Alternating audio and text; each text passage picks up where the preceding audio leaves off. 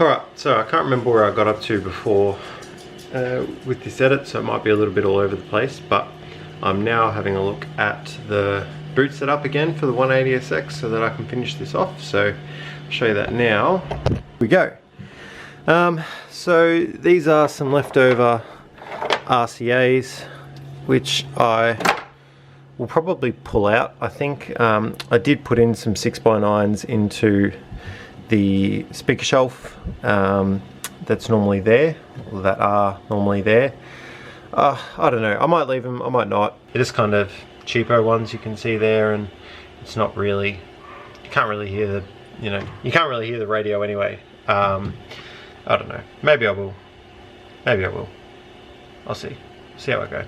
But anyway, this is the battery relocation, memory wire, and just what's left over from the harness, and then the leftover, well, not leftover, the harness for tail lights and everything else at the back of the car. I've got grommets that I 3D print for here as well. I just need to put one in. I think I might have taken it out because I was taking some photos. Got one for that one there too. Yeah, so where I'm at now is, you can see here, this is where I've run the wires for the Warbro, the 460 that's in there. This isn't as bad as it looks here with these connections. These heat shrink portions here are actually just over what was some TPU, some flexible material, which I had in here to basically see how it would go as a pass-through for the wire, so that I wouldn't have to trim it, or so, you know, I could just have one constant run for the wire. But the answer to how they went is not well. Because of the E85, it basically just eats everything. So that's fine. I got some terminals or pass-throughs, bulkhead, you know, connectors to put in. So I might go ahead and do that now.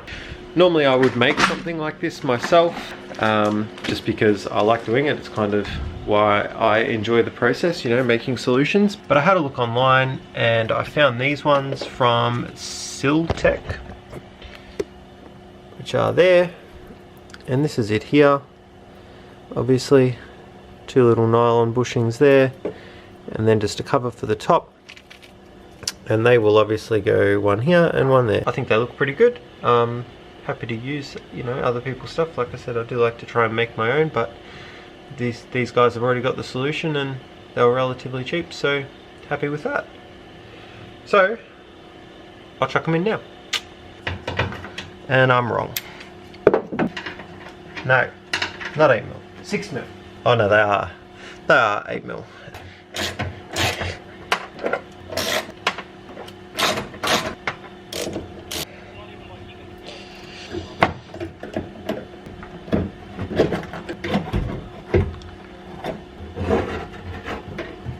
So I'll show you what I did here as well, which is what I would assume a lot of people would be doing anyway, if they're not completely changing their hat, is I broke these old bulkheads off, obviously there and there, and hopefully you can see that.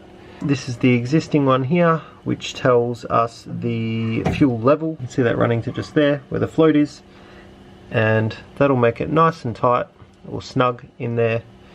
And it'll finish this off pretty nicely actually. So yeah, took me a while to get there, but we got there. So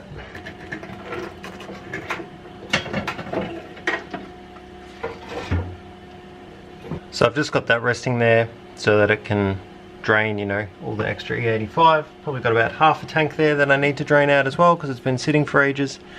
Just going to measure in here, and that external part of the insulator is 8mm, so an 8.5mm hole through there and through there. Okay, fast forward, you can see there that I've put the fittings in. I drilled the holes out to accommodate the little boss on the nylon bushing there, so that there won't be any contact between the stud and the fuel hat. Looks pretty good. Put those little ring terminals on there as well, as you can see, and just sort of made a nice strain-free run for the wiring. I was going to make it shorter on the negative there and sort of loop it down, but I think it works fine the way it is. It's not rubbing on anything. Time to chuck it back in. I always get this wrong. I think this goes first. Oh, actually, let me go back for a second. So, one of the issues, or the first issue that I actually had when I tuned the car, was that this fuel sock was actually not an E85 compatible one. And apparently the story I was told was that there is only one type recommended from Walbro for E85, and there's only one place that I know of that actually sells this official Walbro part. Well, there was when I bought it, which was, you know, like 3 years ago now, so maybe there's more, but that's Tuner's Edge in Coburg. So I'm sure you guys don't need me to tell you about them, I'm sure you already know, but would highly recommend Arthur and the guys there. So they helped me out big time. And yeah, anyway, time to put this back in. Need to get new ring clamps or fuel line, hose clamps, so that I can secure those properly. It is actually really painful to try and get these on when this hat is fixed down, so I've just put a couple of screws in there to sort of hold it in place, but I will have to pull them out and lift this out to put the hoses on. Well, it's not the only way, but it's the easiest way, so that's what I'm going to do. But I can keep going anyway, cleaning up these wires.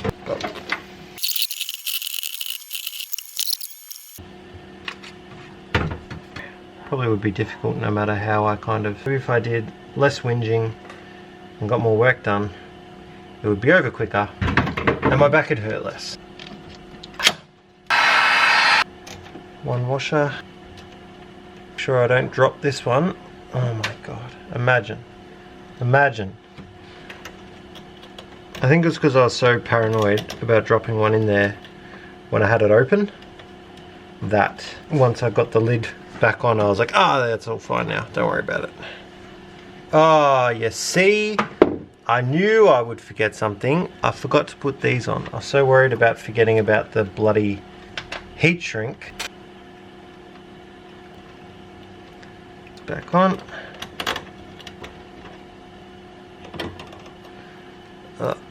So I'll be fast forwarding this one. There we go. That was easy. Like I bought one. You tape all this down now because I still need to attach those fuel lines, but it's pretty good. That's pretty good. I'll give these one last little clean. It's another day, and classic me, I forgot to start recording, but I'll show you where I'm up to. I actually found some fuel line clamps that I had because I was thinking about it and remembered that I had bought some for exactly this purpose, and I found them. So there we go, that's good. Job done there. I've bolted this back down, as you can see, all the way around, and then put these back on. I've got this to go back over the top. I just pulled those cables through so that I could show you with that off. I'll feed them back through and put that cap on, put that brace back over the top of that there, or that cover back over the top of the loom there, and keep moving along. Putting some new bolts in here, just because the ones that I had were pretty worn, and they actually weren't even the right ones. They were just like a mismatch of bolts, because that's what was in there when I got it. So just changing them.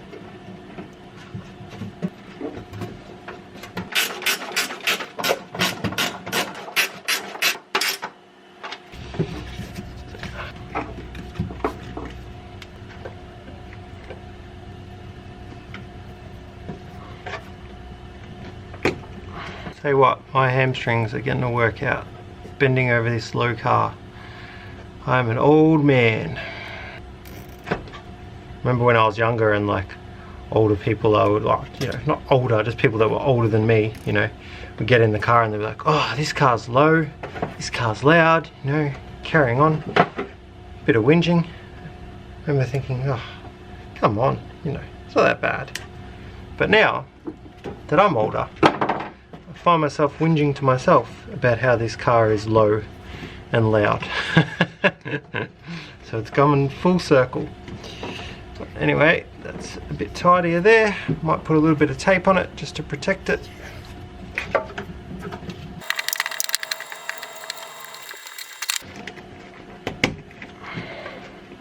hate it when they use these stupid tech screw things. I'm pretty sure that's what was here. It's a big ugly hole, so needs a big ugly thread in there.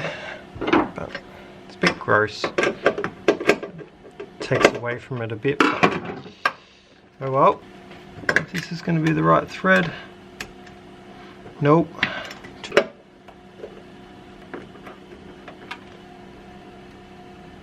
I know this isn't gaffer tape, but this is what I've got at the moment, and if I wait until I get everything that I want to get to use, I'll be here for the rest of my life and I'll never finish this car. I'll never be going until it's like completely finished. So I'm going to use this.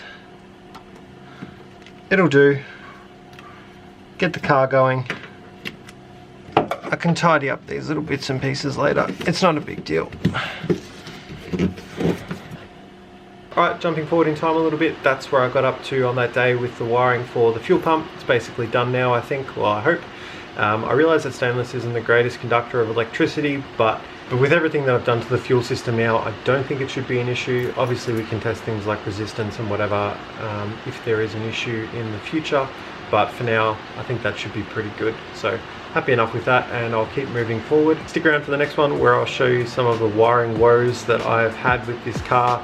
I know that most JDM cars, just people hacked them up because they were cheap and everyone thought they knew what they were doing, but my god, this car has been bad. It's been an experience, and it's a lot better now than what it was before, so stick around and I'll show you that in the next one.